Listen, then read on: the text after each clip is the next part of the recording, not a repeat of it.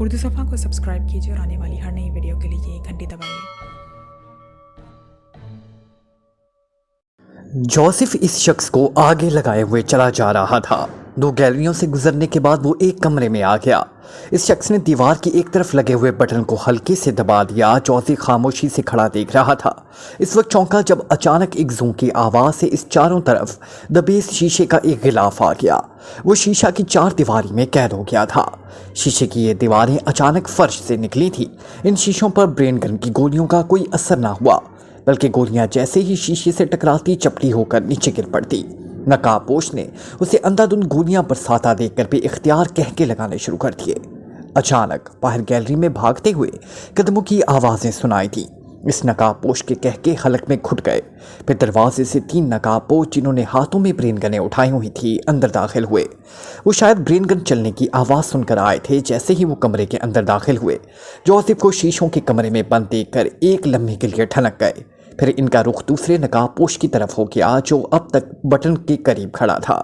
क्या बात है, कौन है ये? आने वालों में से एक ने कड़कते हुए सख्त लहजे में कहा, मैं 2-4 हूँ सर। मुझे ये नकाबपोश बरामदे में मिला। इसके हाथ में ब्रेन गन थी। उसने ब्रेन गन के जोर पर मुझे मजबूर किया मैं उसे बाहर जंगल में ले जाऊं। मैं समझ गया कि ये हम में से नहीं, चनाचा मैंने नहायत फुर्ती से उसे यहाँ कैद कर लिया। उसने तफसील बताते हुए कहा। जोसेफ इस वक्त खामोशी से हाथ में ब्रेन गन लिए खड़ा था। वो समझ गया था कि नादानस्तगी में वो बुरी तरह फंस चुका है। नंबर 24, तुमने इंतहाई सहानत से काम लिया है। मैं तुम्हारी रिपोर्ट शैतान को ज़रूर पहुंचाऊंगा। नकाबपोश ने कहा, अब तुम जाओ। इस लीडर ने कहा तो 24 खामोशी से बाहर चला गया। तुम ब्रेन गन उछाल कर बाहर फेंक दो। अब इसी नकाबपोश जोसेफ को हुक्म देते हुए कहा, क्यों बाहर फेंक दूं? मेरे हाथ में पकड़ी हुई अच्छी नहीं लगती। जोसेफ ने लापरवाही से जवाब दिया।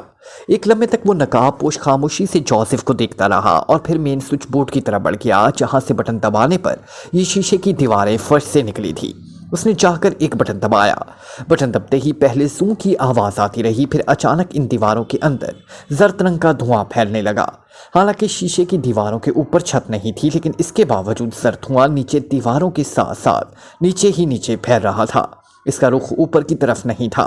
धुआं निकलते ही जोसेफ को यूं महसूस हुआ जैसे वो हवा में मुअल्लक हो गया हो। उसने हाथ पैर मारने शुरू कर दिए। फिर उससे ऐसा महसूस हुआ जैसे उसके सारे जिस्म में जान बाकी ना रही हो। उसी लम्हे ब्रेन गन उसके हाथ से छूटकर नीचे फर्श पर जा पड़ी। जोसेफ की आंखें बंद होने लगी। वो कटी हुई पतंग की तरह इधर उधर डोलने लगा। चंद लम्हों बाद वो एक झटका खाकर फर्श पर जा गिरा। वो बेहोश हो गया था। नकाबपोश ने बटन ऑफ कर दिया। धुआं बड़ी तेजी से गायब हो गया। उसने दूसरा बटन दबाया और शीशे की दीवारें वापस फर्श में घुस गई। अब जोसेफ कमरे के फर्श पर बेहोश पड़ा था। ब्रेन गन उसके हाथ से छूटकर एक तरफ गिरी हुई थी। आने वाले नकाबपोशों ने फुर्ती से वो ब्रेन गन उठा ली। दूसरे नकाबपोश ने आगे बढ़कर उसके चेहरे से नकाब हटा दिया। उसे उठाकर नंबर 2 के पास ले आओ। नकाबपोश ने हुक्म दिया और खुद कमरे से बाहर चला गया। बाकी नकाबपोशों ने जोसेफ को उठाने की कोशिश की। जोसेफ उनसे उठ तो गया, लेकिन इसके लिए उन्हें इतनी मेहनत करनी पड़ी कि वो 2 कदम चलने के बाद पसीने में नहा गए। जोसेफ काफ़ी से ज़्यादा वजनी था। वो फिर बेहोश आदमी का वज़न वैसे भी मामूल से ज़्यादा होता है। बहरहाल किसी न किसी तरह वो दोनों जोसेफ को खिंचाकर नंबर 2 के कमरे में ले जाने में कामयाब हो गए। नंबर 2 अपने कमरे में बेचैनी से टहल रहा था। उसने एक नज़र बेहोश जोसेफ की तरफ देखा, फिर वो दोबारा कमरे में टहलने लगा। बाकी नकाबपोश एक तरफ मुअद्दब खड़े थे। तुम्हें इल्म है कि उसने 04 और उसके 2 साथियों को अकेले मार मार कर बेहोश कर दिया है? नंबर 2 ने टहलते टहलते अचानक रुक कर कहा। ओहो सर, बड़ी हैरत अंगेज बात है। एक नकाबपोश ने शदीद हैरत आमेज लहजे में कहा। इसे पहले अच्छी तरह बांध लो, फिर उसे होश में ले आओ। नंबर 2 ने उन्हें हुक्म दिया और नकाबपोश ने फुर्ती से जोसेफ को उठाकर कमरे के दरमियान पड़ी हुई एक बहुत बड़ी मेज़ पर लिटा दिया। मेज़ की साइडों पर चमड़े के मोटे मोटे कस्मे फुट थे और इस कस्मों के ज़रिए जोसेफ के बेहोश जिस्म को अच्छी तरह कस दिया गया। एक नकाबपोश ने आगे बढ़कर कोने में फुट एक छोटी सी अलमारी खोली और अलमारी के ऊपर वाले खाने से एक जर्द रंग की शीशी उठाकर जोसेफ की तरफ मुड़ा। उसने जोसेफ के करीब आकर शीशी उसकी नाक के साथ लगा दी। तकरीबन एक लम्हे बाद जोसेफ ने कसमसाना शुरू किया। फिर उसे ज़ोरदार छींक आई और नकाबपोश ने शीशी हटा ली। जोसेफ ने आंखें खोल दी। उसकी आंखें सुर्ख हो रही थी اس نے اٹھنے کے لیے زور لگایا لیکن قسموں میں کسا ہونے کی وجہ سے وہ ہلنے سے معذور تھا۔ اس نے سرخ آنکھوں سے چاروں طرف دیکھا۔ اس کا چہرہ شدید غصے کی وجہ سے بگڑا ہوا تھا۔ ایسا محسوس ہوتا تھا جیسے کوئی ریچھ بے بس پڑا ہو۔ کون ہو تم؟ اچانک نمبر 2 نے کڑکتے ہوئے لہجے میں پوچھا۔ پہلے مجھے شراب دو، پھر میں بتاؤں گا کہ میں کون ہوں، جوزف نے انتہائی غصیلے لہجے میں کہا۔ شٹ اپ، بکواس بند کرو ورنہ تمہاری کھال ادھیڑ کر رکھ دوں گا۔ نمبر 2 اپنے اسسٹنٹوں کے سامنے اپنی بے عزتی برداشت نہ کر سکا۔ جوزف خاموش رہا، اس نے کچھ جواب نہ دیا۔ بتاؤ کون ہو تم؟ نمبر 2 نے دوبارہ پوچھا۔ پہلے شراب دو، جوزف نے وہی جواب دیا۔ میرا ہنٹر نکال لاؤ۔ اچانک نمبر 2 نے ایک نقاب پوش کو حکم دیا اور نقاب پوش پھرتی سے الماری کی طرف بڑھ گیا۔ چند لمحے بعد نمبر 2 کے ہاتھ میں ایک بہت بڑا اور خوفناک ہنٹر لہرا رہا تھا۔ بتاؤ کون ہو تم؟ اس نے ہنٹر کو لہرا کر اس سے ایک خوفناک کڑک پیدا کرتے ہوئے کہا۔ شراب، جوزف نے اسی لہجے میں کہا اور اسی لمحے ہنٹر کی طرف سے جوزف کے بازو سے خون ٹپکنے لگا۔ پھر تو نمبر 2 وحشی بن گیا۔ اس نے اندھا دھند جوزف کے بندھے ہوئے جسم پر ہنٹر برسانے شروع کر دیے۔ شراب کی آوازوں سے کمرہ گونج اٹھا۔ تمام نقاب پوش کمروں کے کونوں میں سہمے ہوئے کھڑے تھے، لیکن ہنٹر کی شراب سے زیادہ اونچی آواز جوزف کے منہ سے نکل رہی تھی، تقریباً اسی آواز سے ملتی جلتی شراب، شراب، شراب، شراب۔ جوزف کا سارا جسم لہو لہان ہو گیا، چہرے پر ہنٹر کی ضربات سے آڑے ترچھے سرخ لکیروں کا جال سا بن گیا۔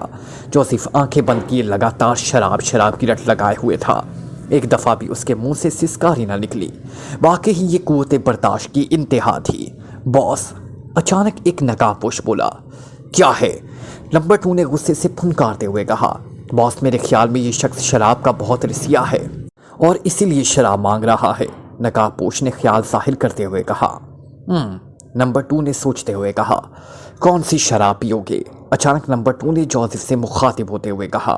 وسکی، جوزف نے آنکھیں کھول کر نمبر 2 کی طرف دیکھتے ہوئے جواب دیا۔ وسکی کی ایک بوتل لاؤ۔ نمبر 2 نے ایک نقاب پوش کو حکم دیا۔ نہیں، ایک سے کام نہیں چلے گا، جوزف نے ٹوک دیا۔ پھر نمبر 2 نے حیرت سے کہا۔ میں 10 بوتلوں سے کم نہیں پیا کرتا، جوزف نے لاپرواہی سے جواب دیا۔ کیا کہا؟ 10؟ نمبر 2 حیرت سے چیخ پڑا۔ اس کی آنکھوں سے بھی یقینی صاف آیا تھی۔ ہاں 10، لیکن تم حیرت زدہ کیوں ہو گئے؟ کیا زیادہ ہے؟ جوزف نے اسی طرح کہا جیسے وہ 10 بوتلوں کو پرکاہ کی حیثیت میں نہ دے رہا ہو۔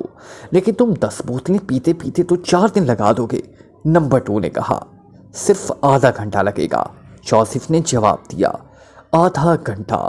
10 بوتلیں پینے کے بعد ہمارے سوالوں کا جواب دو گے؟ نمبر 2 کا لہجہ اب نرم تھا۔ ہاں کیوں نہیں، جوزف نے اسے تسلی دی۔ اوکے، نمبر 311، اس کے لیے 10 بوتلیں وسکی لے آؤ اور تم نمبر 66 اس کے زخموں کی بینڈیج کرو، نمبر 2 نے 2 نقاب پوشوں کو حکم دیتے ہوئے کہا۔ بینڈیج رہنے دو، کوئی فرق نہیں پڑتا، تھوڑا سا گندا خون جسم سے نکل جائے تو اچھا ہوتا ہے۔ جوزف نے یہ الفاظ کچھ اس طرح بے پرواہی سے کہے جیسے اس کے جسم میں ایک ہلکی سی خراش آئی ہو اور اسے 2-3 قطرے خون ٹپک گیا ہو، حالانکہ اس کا سارا جسم لہو لہان ہو رہا تھا، چہرے پر سارا خون ہی خون پھیلا تھا۔ نمبر 2 جوزف کی بہادری اور قوت برداشت سے مروب ہو گیا۔ مروبیت کے آثار اس کی آنکھوں سے صاف واضح ہو رہے تھے۔ اتنے میں 311 ایک ٹرالی میں 10 بوتلیں وسکی رکھے کمرے میں داخل ہوا۔ اس نے ٹرالی جوزف کی میز کے قریب کھڑی کر دی۔ اس کے ہاتھ کھول دو، نمبر 2 نے حکم دیا اور 311 نے آگے بڑھ کر جوزف کی گردن، سینے اور ہاتھوں پر بندھے ہوئے قسمیں کھول دیے۔ جوزف اسی میز پر بیٹھ گیا۔ ابھی تک اس کی ٹانگیں میز سے بندھی ہوئی تھیں۔ جوزف نے ہاتھ بڑھا کر ٹرالی سے ایک بوتل اٹھائی اور اس کا ڈھکنا توڑا اور پھر اسے منہ سے لگا لیا۔ تمام نقاب پوش حیرت سے یہ منظر دیکھ رہے تھے۔ جوزف نے بوتل کو اس وقت منہ سے علیحدہ کیا جب اسے آخری قطرہ بھی اس کے حلق میں پہنچ گیا۔ زخموں کی وجہ سے اس کی پیاس بڑھ گئی تھی، وہ بوتلوں پر بوتلیں چڑھاتا چلا گیا۔ سب نقاب پوش اسے اس طرح حیرت سے دیکھ رہے تھے جیسے اس کے سامنے دنیا کا 8واں عجوبہ آ گیا ہو، یا کہ بچوں کے سامنے جیسے کوئی مداری حیرت انگیز کھیل دکھا رہا ہو۔ واقعی تھی بھی حیرت انگیز اور نرالی بات کہ ایک آدمی وسکی کی بوتلوں پر بوتلیں پیتا چلا جائے بغیر سوڈا یا پانی ملائے۔ جوزف نے 7 بوتلیں پی کر قدرے اطمینان کا سانس لیا۔ اب اس کا دماغ روشن ہو رہا تھا۔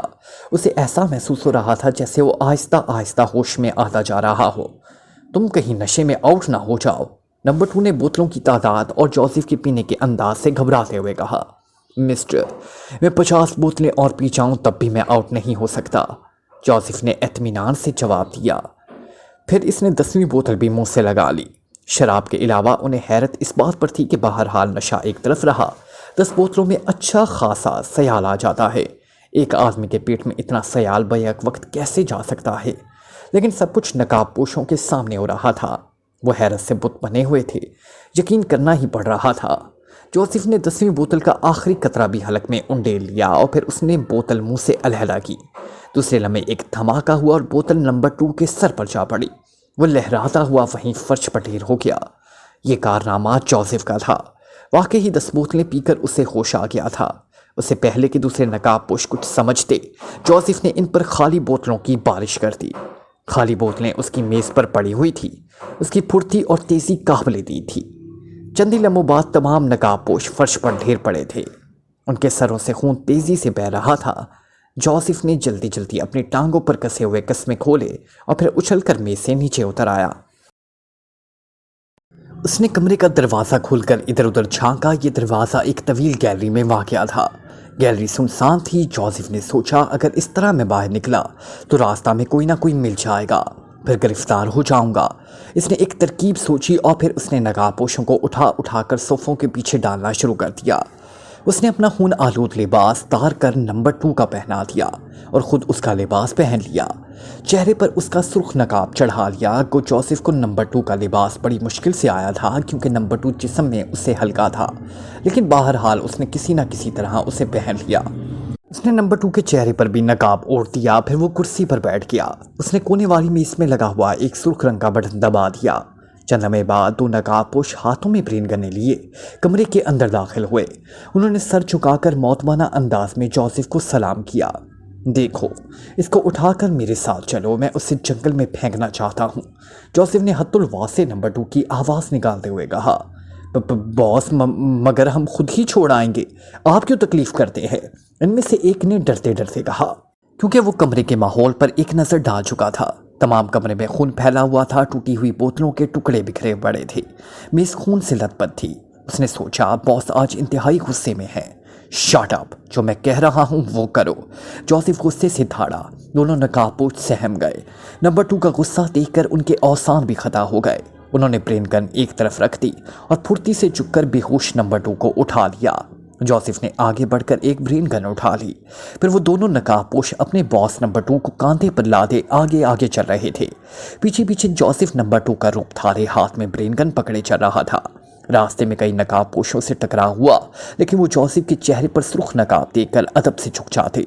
जोसेफ गैलरियों से गुजरते हुए एक बार फिर इस कमरे में पहुंच गया जहां उसे शीशे की दीवारों में कैद किया गया था। एक नकाबपोश ने आगे बढ़कर स्विच बोर्ड पर लगे हुए एक बटन को दबा दिया। एक ही लम्हे में सीढ़ियां नीचे लटक आई। वो सब सीढ़ियां चढ़ते गए। सीढ़ियों ने इख्तिताम पर एक दरवाज़ा मौजूद था। दरवाजे के हैंडल को नकाबपोश के 3 बार मखसूस अंदाज में घुमाया तो दरवाज़ा खुल गया और वो बाहर निकल आए। जोसेफ ने बाहर निकल कर देखा। फिर उसकी हैरत की इंतहा न रही जब उसने देखा कि वो एक बड़े दरख्त फिर उछल कर मेज़ से नीचे उतर आया। उसने कमरे का दरवाज़ा खोलकर इधर उधर झांका। ये दरवाज़ा एक तवील गैलरी में वाक़या था। गैलरी सुनसान थी। जोसेफ ने सोचा, अगर इस तरह मैं बाहर निकला तो रास्ते में कोई ना कोई मिल जाएगा, फिर गिरफ्तार हो जाऊंगा। इसने एक तरकीब सोची। फिर इसने नकाबपोशों को उठाकर सोफ़ों के पीछे डालना शुरू कर दिया। उसने अपना खून आलूद लिबास तार कर नंबर 2 का पहना दिया। फिर वो इस गैलरी से बाहर निकल गया। उसके बाहर निकलते ही दरवाज़ा बंद हो गया। अब महसूस भी नहीं होता था कि इस दरख्त में भी दरवाज़ा हो सकता है। इस वक्त सुबह सादिक हो रही थी। जंगल परिंदों की मुख्तलिफ आवाज़ों से गूंज रहा था। जोसेफ ने दरख्त को जहन में रख लिया। फिर वो जनूबी साइड में आगे बढ़ने लगा। काफ़ी दूर आने के बाद वो रुक गया। उसे यहीं डाल दो, इसने नकाबपोशों को हुक्म दिया और नकाबपोश ने नंबर 2 को नीचे घास में डाल दिया। उसी लम्हे जोसेफ ने अपने चेहरे से नकाब उतार दी। नकाबपोश इसकी शक्ल देखकर हैरान रह गए, लेकिन इससे पहले कि वो कोई और बात करते, जोसेफ के हाथ में पकड़ी हुई ब्रेन गन पूरे जोर से गुनगुनाई और दोनों नकाबपोशों के जिस्म में सैकड़ों गोलियां पेवस्त हो गई। एक लम्हे के लिए नकाबपोशों का जिस्म हवा में लहराया और फिर धमाके से घास पर जा गिरे। वो बगैर कोई आवाज़ निकाले ढेर हो गए। जोसेफ ने फुर्ती से नंबर 2 के चेहरे से नकाब उतार दी और फिर उसे उठाकर कांधे पर डालने लगा, लेकिन फिर रुक गया کیونکہ نمبر 2 ختم ہو چکا تھا، اس لیے وہ تنہائی تیزی سے جنگل میں دوڑتا چلا گیا۔ آدھی رات کا وقت تھا، سڑکیں بیوہ کی مانگ کی طرح خالی تھی۔ کھمبوں پر لگے ہوئے بجلی کے کم پاور کے بلب اندھیرے کے خلاف جنگ کرنے کی ناکام کوشش کر رہے تھے۔ کبھی کبھی کوئی کار وہاں سے گزرتی تھی تو اندھیرا وقتی طور پر اپنی شکست تسلیم کر لیتا، لیکن اس کے گزرنے کے بعد پھر اس کی بادشاہت ہوتی۔ جنگل اس وقت انتہائی بھیانک لگ رہا تھا، گہری تاریکی خوفناک اور اعصاب شکن تھی، لیکن ایک موٹر سائیکل جس کا ہیڈ لیمپ تاریک تھا جنگل میں بنی ہوئی چھوٹی سی پگڈنڈی پر دوڑ رہا تھا۔ موٹر سائیکل کی رفتار کافی تیز تھی۔ موٹر سائیکل سوار ایک نوجوان شخص تھا جو جسمانی لحاظ سے دبلا پتلا تھا، لیکن اس کی آنکھیں اندھیرے میں بلیوں کی طرح چمک رہی تھی۔ اس کے جسم پر سیاہ لباس تھا۔ اچانک جنگل شیر کی خوفناک دھاڑ سے گونج اٹھا، لیکن موٹر سائیکل ایک لمحہ کے لیے بھی نہ لہرائی، جس سے صاف ظاہر تھا کہ موٹر سائیکل سوار مضبوط اعصاب کا مالک تھا۔ اب وہ جنگل کے درمیان پہنچ چکا تھا۔ اس نے موٹر سائیکل روک دی اور پھر سٹینڈ پر کھڑی کر کے وہ ایک طرف ہٹ کر کھڑا ہو گیا۔ وہ بغور چاروں طرف دیکھ رہا تھا۔ پھر اس نے اپنی کلائی میں بندھی ہوئی ریڈیم ڈائل گھڑی پر ایک نظر ڈالی، پھر جیب سے ایک عجیب ساخت کا پستول نکال لیا۔ اس نے پستول کا رخ آسمان کی طرف کیا اور ٹریگر دبا دیا۔ ایک ہلکے سے سناٹے کے ساتھ کچھ چیز نالی سے نکل کر فضا میں پرواز کر گئی، پھر دور ایک ستارہ سا چمکا اور پھر لکیر بناتا ہوا اندھیرے میں گم ہو گیا۔ یہ ایک مخصوص سگنل تھا۔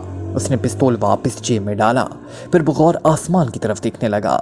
تقریباً 1 منٹ بعد اسے آسمان پر اسی طرح کا ایک ستارہ ٹوٹتا ہوا نظر آیا۔ دوسرے ستارے کو دیکھ کر وہ چونک پڑا۔ اس کی آنکھوں میں اضطراب نمایاں تھا۔ دوسرے ستارے کے چند منٹ بعد تیسرا ستارہ بھی ٹوٹتا نظر آیا تو اس کے اضطراب میں کچھ کمی آ گئی۔ اس نے پھرتی سے موٹر سائیکل سنبھالا اور پھر موٹر سائیکل آگے دوڑنے لگی۔ اب اس کی رفتار پہلے سے زیادہ تھی۔ اس کا رخ شمال کی طرف تھا۔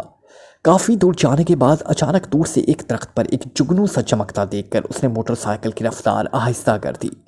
تھوڑی دور جا کر اس نے موٹر سائیکل روک دی۔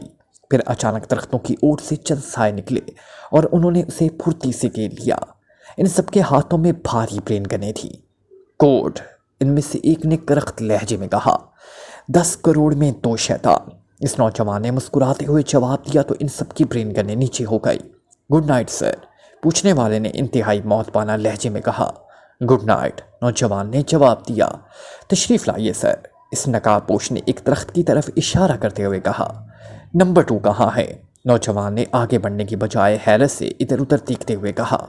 آپ تشریف لائیے، آپ کو ساری تفصیل ابھی بتلا دی جائے گی، اس آدمی نے جواب دیا اور پھر نوجوان چل پڑا۔ تھوڑی دور ایک بہت بڑے درخت کے تنے کے قریب پہنچنے کے بعد لے جانے والے نوجوان نے نہ جانے کیا کیا کہ اچانک تنے میں ایک دروازہ بن گیا اور پھر وہ نیچے اتر آئے۔ تھوڑی دیر بعد وہ نوجوان ایک سجے سجائے کمرے میں موجود تھا۔ اس کے سامنے وہ نقاب پوش کھڑے تھے جو اسے یہاں تک لائے تھے۔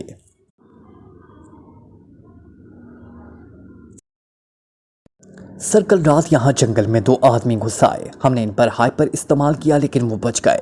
اچانک ایک شیر ادھر آ نکلا اور ان میں سے ایک آدمی شیر سے الجھ پڑا، نتیجتاً وہ شیر کے ہاتھوں شدید زخمی ہو کر ختم ہو گیا۔ دوسرے کو گرفتار کر کے ہم یہاں لے آئے، وہ ایک لمبا تڑنگا نیگرو تھا۔ یہاں سے اس نے ایک دفعہ بھاگنے کی کوشش کی لیکن ہمارے آدمی کی ذہانت کی وجہ سے اسے دوبارہ گرفتار کر لیا گیا۔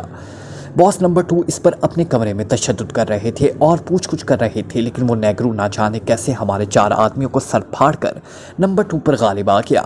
پھر نمبر 2 کا روپ اختیار کر کے وہ اڈے سے باہر نکل گیا۔ نمبر 2 کی لاش ہمیں جنگل میں ملی، نقاب پوش نے کہا۔ اڈے کے باہر موجود نگرانوں نے اسے چیک نہیں کیا؟ نوجوان جو مرزا اشفاق تھا اس نے انتہائی سخت لہجے میں پوچھا۔ دراصل وہ بھی اس کے نمبر 2 والے نقاب سے دھوکہ کھا گئے، نقاب پوش نے ادب سے کہا۔ مرزا اشفاق نے کچھ سوچتے ہوئے کہا۔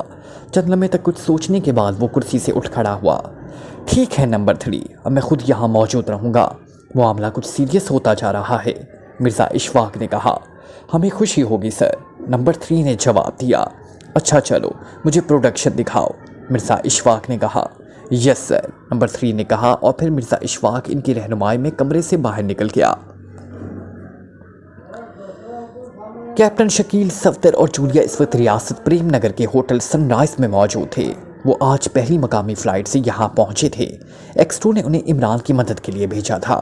ایکسٹرو نے یہی بتایا تھا کہ وہ ہوٹل سن رائز میں جا کر ٹھہریں، عمران خود ان سے رابطہ قائم کرے گا، لیکن شام تک عمران نے ان سے رابطہ قائم نہیں کیا تھا۔ وہ تینوں سخت بور ہو رہے تھے، تینوں علیحدہ علیحدہ کمروں میں تھے اور ایکسٹرو کی ہدایت کے مطابق انہوں نے آپس میں شناسائی بھی ظاہر نہیں کی تھی۔ وہ ہوٹل سے باہر بھی نہیں جا سکتے تھے کہ نامعلوم کس وقت عمران رابطہ کرے۔ اس وقت تینوں ڈائننگ ہال میں علیحدہ علیحدہ میزوں پر موجود تھے۔ کیپٹن شکیل کے قریب والی میز پر 2 مقامی بیٹھے ہوئے چائے پینے کے ساتھ ساتھ باتیں بھی کر رہے تھے۔ اچانک ان میں سے ایک کی آواز کیپٹن شکیل کے کانوں میں پڑی۔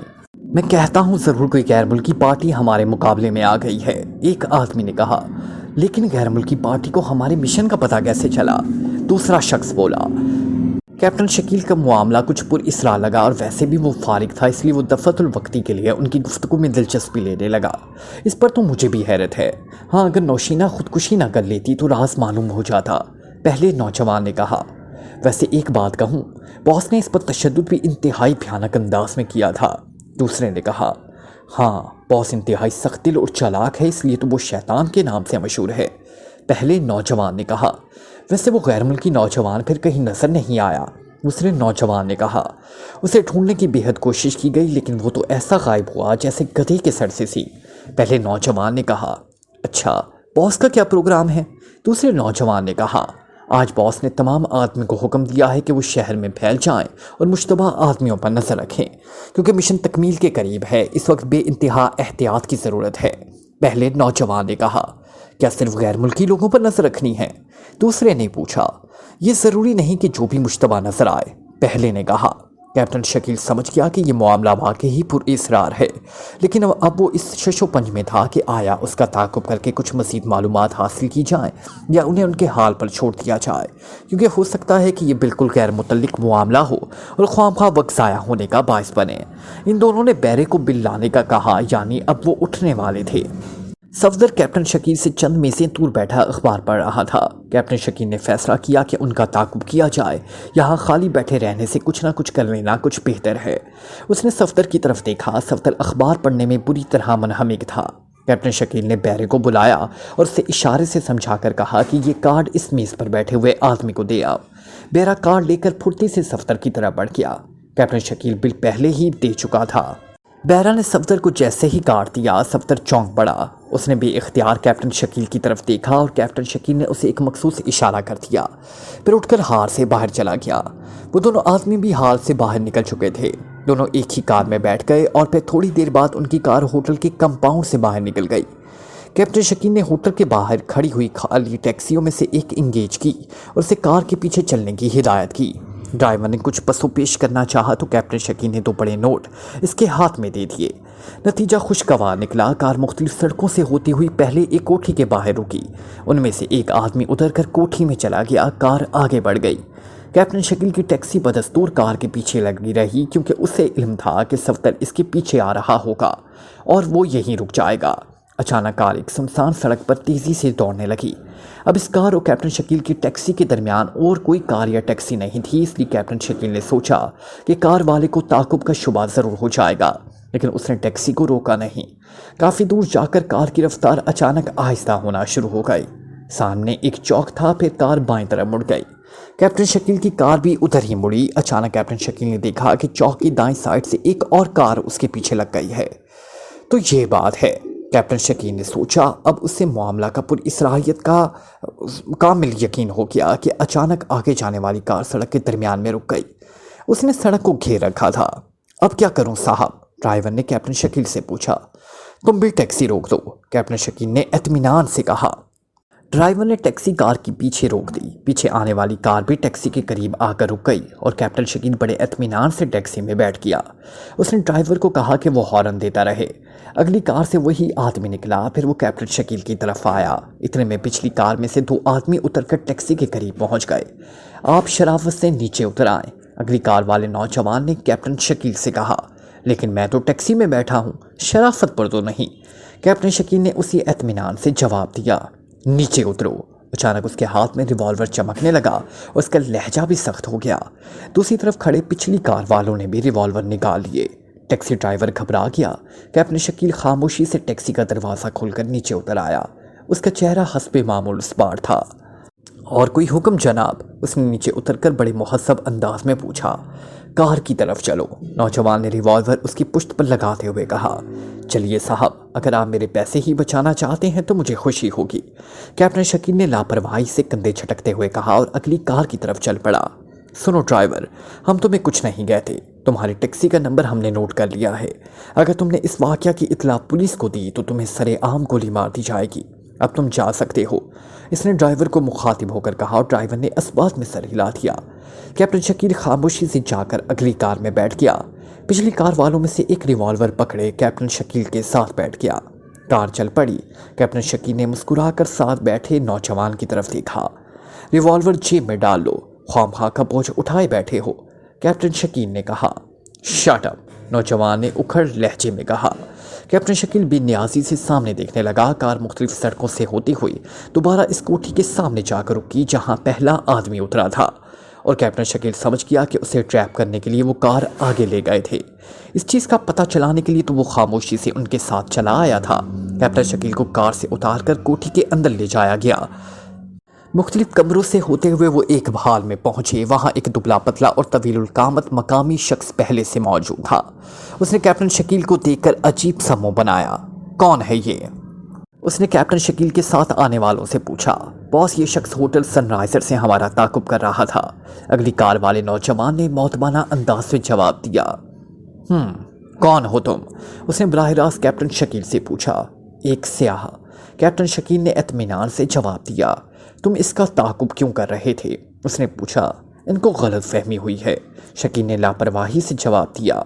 इससे गोली मार दो, बॉस ने हुक्म देते हुए कहा और साथ खड़े नौजवान ने रिवॉल्वर के ट्रिगर पर उंगली रख दी। कैप्टन शकील ने सोचा कि अब कुछ करना चाहिए, सिर्फ लापरवाही से कुछ ना होगा। उसी लम्हे कमरे में रखे टेलीफोन की घंटी जोर जोर से बजने लगी तो बॉस ने रिसीवर उठाकर कानों से लगा लिया। यस, तालिब स्पीकिंग, उसने कहा। मिर्ज़ा इशफाक बोल रहा हूँ, कोड बताओ। शैतान, तालिब ने संजीदगी से जवाब दिया। तालिब में मिशन पर मौजूद हूँ, तुम्हारे लिए एक काम निकल आया है। नंबर 2 को जंगल में ले जाकर कत्ल कर दिया गया है, तुमने कातिलों का पता चलाना है, मिर्ज़ा इशफाक ने कहा। ओह, ये तो बहुत बुरा हुआ, इसका मतलब है कि हमारा मिशन दूसरों की नज़रों में आ गया है। तालिब के लहजे में इस्तराब था। हाँ, इसलिए मैंने फैसला किया कि अब मैं खुद मिशन पर मौजूद रहूं ताकि अपनी निगरानी में जल्द से जल्द काम को तकमील तक पहुंचा सकूं, मिर्ज़ा इशफाक ने कहा। अच्छा किया, मैं कोशिश करूंगा कि कातिलों का पता जल्द से जल्द चला सकूं। हाँ, मेरे आदमियों ने एक आदमी को अभी अभी ट्रैप किया है, वो उनका ताकुब कर रहा था, अब वो सामने खड़ा है, मैंने उसे गोली मारने का हुक्म दे दिया है। तालिब ने कहा। इंतहाई गलत हुक्म दिया है तुमने, इस पर तशद्दुद करके पता चलाओ कि वो किस पार्टी से ताल्लुक़ रखता है और क्यों तुम्हारे आदमियों का ताकुब कर रहा था। हो सकता है ये इस पार्टी का आदमी हो जिसने नंबर 2 को कत्ल किया है, मिर्ज़ा इशफाक ने कहा।